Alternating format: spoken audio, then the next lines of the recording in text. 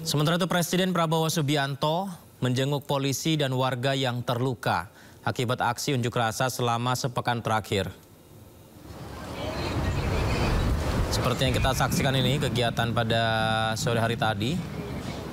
Didampingi Kapolri Listio Sigit Prabowo, Presiden menyambangi Rumah Sakit Polri Kramat Jati, Jakarta, di mana Presiden Prabowo melihat kondisi 17 korban yang dirawat di Rumah Sakit Polri, terdiri dari 14 polisi dan 3 warga sipil.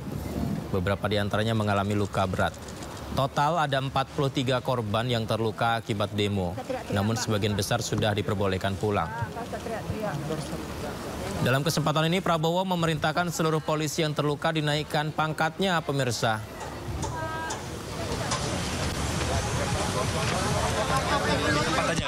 Kalau ada korban yang benar-benar salah adalah yang buat kerusuhan.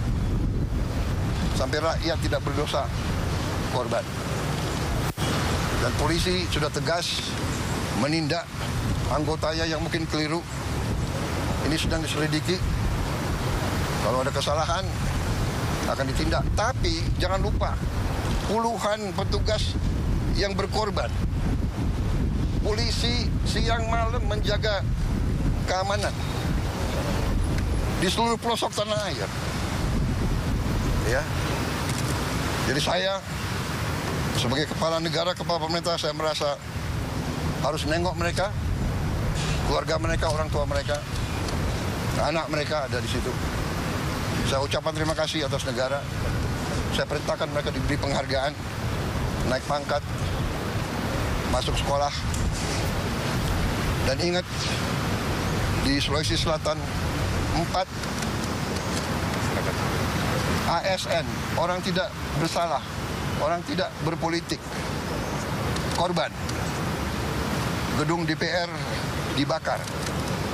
Ini tindakan-tindakan makar ini. Ini bukan penyampaian aspirasi, ya. Jadi semua aparat negara akan selidiki siapa yang bertanggung jawab, ya. Kami dalam kesempatan ini mewakili keluarga besar institusi Polri mengucapkan terima kasih dan apresiasi setinggi-tingginya kepada Bapak Presiden. Dan kami tentunya akan menindaklanjuti apa yang menjadi perintah beliau untuk segera mengembalikan keamanan, mengembalikan situasi yang ada sehingga masyarakat bisa kembali melaksanakan kegiatannya, perekonomian bisa kembali tumbuh, dan kami akan menangkap para pelaku-pelaku pembuat kerusuhan dan memproses sesuai dengan aturan. Pemirsa, hari ini pasukan gabungan melakukan patroli pengamanan besar-besaran pasca gelombang unjuk rasa di beberapa negeri. Kita terhubung dengan rekan Wenda Nura di Polda Metro Jaya. Selamat malam Wenda, bagaimana jalannya patroli hari ini Wenda?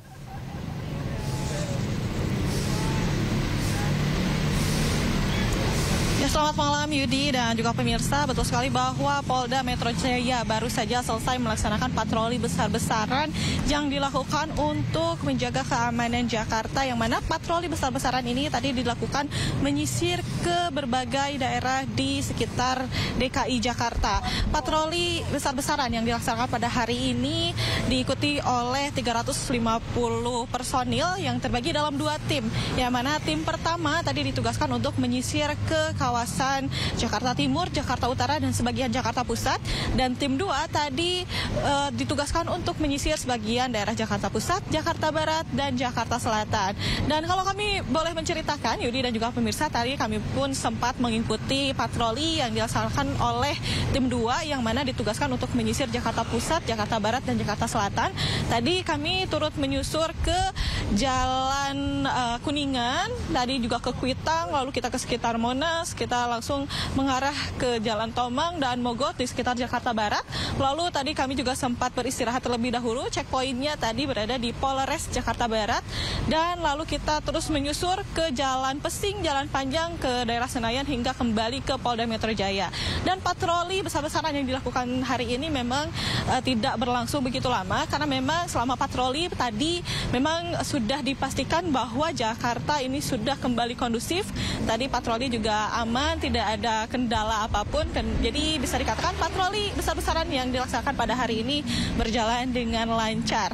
Dan perlu kami sampaikan bahwa patroli besar-besaran ini tentu dilakukan pasca demo yang terjadi beberapa hari kebelakang di sekitar Jakarta, sehingga dari Polda Metro Jaya ini melakukan patroli besar-besaran tentunya untuk memastikan keadaan Jakarta ini kembali aman dan kondusif pasca demo tersebut. Dan kembali kami informasikan bahwa hasil dari patroli yang dilaksanakan pada hari ini, Jakarta sudah kondusif dan patroli yang dilakukan tadi sudah berlangsung dengan lancar. Yudi. Baik, terima kasih banyak laporannya Wenda. Semoga saja upaya ini bisa membawa keamanan, kenyamanan, ketertiban ya di masyarakat. Selamat bertugas kembali Wenda. Sementara itu di gedung DPR, Komisi 1 DPR RI menggelar rapat bersama Kementerian Pertahanan dan Wakil Panglima TNI. Pemirsa, rapat digelar tertutup dengan agenda utama pembahasan siklus anggaran pendapatan dan belanja negara atau APBN 2026. Selain itu rapat juga membahas situasi terkini di tanah air, termasuk menyoroti aksi unjuk rasa yang berlangsung di berbagai daerah selama sepekan terakhir.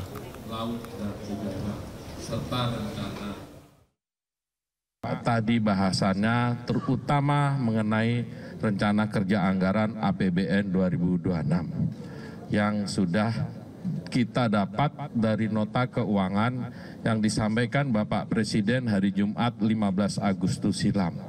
Jadi sudah kita dapat dan pembagian berdasarkan unit organisasi masing-masing. Yang jelas tadi Komisi 1 kita semua sepakat bahwa kita harus jaga betul persatuan dan kesatuan. Bapak Presiden nafasnya seperti disampaikan di Batu Jajar adalah merangkul semua titik dan elemen bangsa.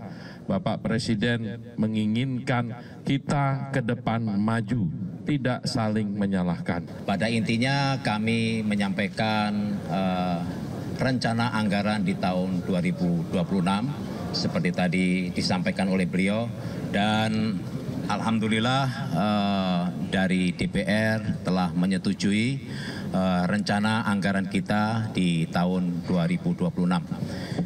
Kita mendapatkan anggaran yang cukup pada tahun 2026 ini, artinya kita bisa meningkatkan kemampuan pertahanan kita, bisa membangun kekuatan, meningkatkan, menambah jumlah alat peralatan pertahanan kita. Dalam kesempatan yang sama, Wakil Panglima TNI Jenderal Tandio Budi Revita membantah skenario penerapan darurat militer yang ramai beredar di media sosial terkait aksi unjuk rasa dan penjarahan selama beberapa terakhir. Menurutnya TNI hanya akan memberi bantuan berdasarkan regulasi dan permintaan. Tadi saya sampaikan bahwa TNI saat ini dalam satu soliditas yang sangat kuat antara Kementerian Pertahanan, Mabes TNI dan Mabes Angkatan. Tentunya kita dalam satu kodal itu semuanya. Kalau ada anggapan seperti itu, tentunya itu sangat salah. Jauh dari apa yang kita lakukan. Kita semuanya saya sampaikan tadi, kita taat konstitusi. Kita memberikan bantuan kepada institusi lain, tentunya atas dasar regulasi dan permintaan itu sendiri. Ya. Ini saya sampaikan bahwa pada saat tanggal 30 Pak Presiden memanggil Kapolri dengan Kepala Staf Panglima TNI dan Panglima TNI dan Kapolri menyampaikan statement itu, dan kita solid jadi satu di situ. Ya, bagaimana untuk mengelola ini sama-sama.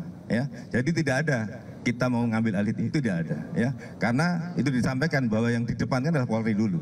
Ya, Polri baru setelah itu ada kondisi seperti ini, ya, barulah kita jadi satu dengan Polri. Tidak ada keinginan kita untuk mengambil. Pemirsa, Polda Metro Jaya menyebut lebih dari 1.000 orang dari luar Jakarta ditangkap. Sementara kerusakan di dalam kota Jakarta nominalnya mencapai 55 miliar rupiah. Sampaikan bahwa untuk saat ini Polda Metro Jaya dari mulai awal kejadian sampai saat ini sudah menangkap sekitar 1.240 ya, yang mana mereka berasal dari wilayah luar Jakarta, ada yang dari Jawa Barat, ada yang dari Jawa, dari Banten, dan yang untuk melakukan aksi perusakan atau penjarahan, kami sudah mendeteksi. Sudah tinggal tunggu saja, ya kita akan melakukan upaya.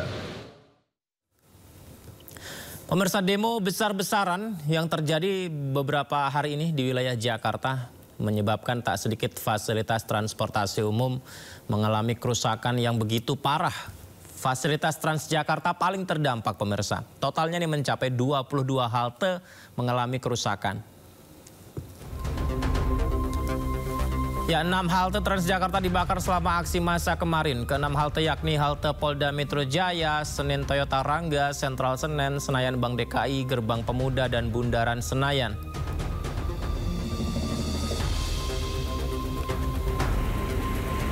Sementara itu, 16 halte Transjakarta mengalami kerusakan. Halte-halte yang dirusak yakni Ben Hill, Kuitang, Kampung Melayu, Kramat Sentiong, Bidara Cina, Cililitan, Semanggi, dan Petamburan.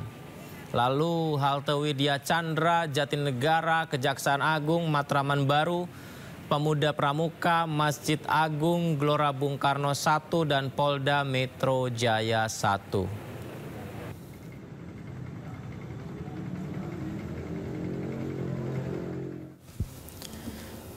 Wakil Gubernur Jakarta Rano Karno melakukan bersih-bersih pasca kerusuhan bersama warga. Target bersih-bersih adalah di halte Transjakarta, Pasar Senen yang dibakar oknum mencurigakan. Seperti inilah aksi bersih-bersih yang dilakukan.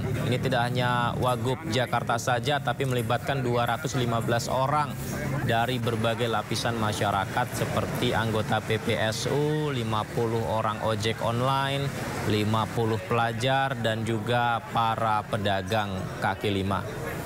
Dalam kesempatan ini, Wakil Gubernur Jakarta Rano Karno mengapresiasi seluruh lapisan masyarakat yang mau dengan kerelaannya untuk terlibat gerakan cepat serentak membersihkan ruang kota Jakarta sebagai upaya bersama membangun kembali situasi aman dan kondusif di Jakarta. Wakil Gubernur ini menegaskan Pemprov DKI Jakarta mendukung semua aspirasi masyarakat. Pemprov Jakarta mengizinkan masyarakat menyuarakan apapun pendapatnya, tapi harus tetap menjaga situasi yang kondusif dan tanpa pengerusakan, tanpa aksi vandalisme.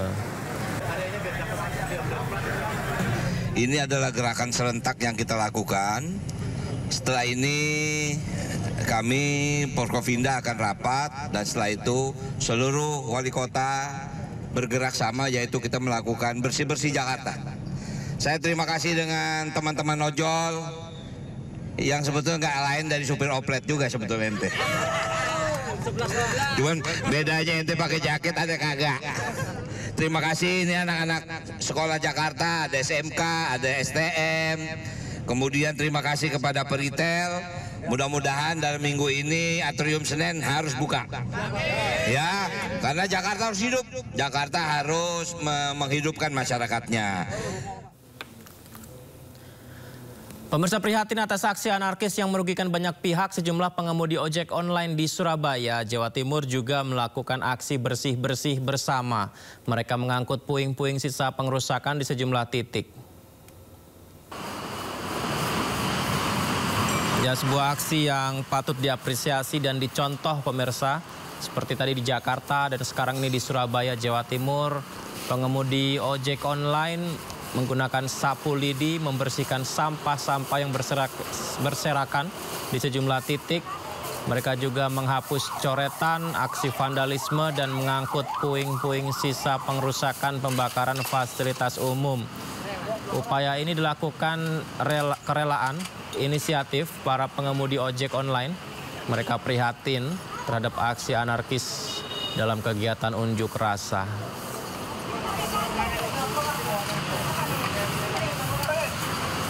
Pos ini kan nggak bersalah juga toh, dan memang dari unsur pengamanan, makanya kita inisiatif untuk membersihkan.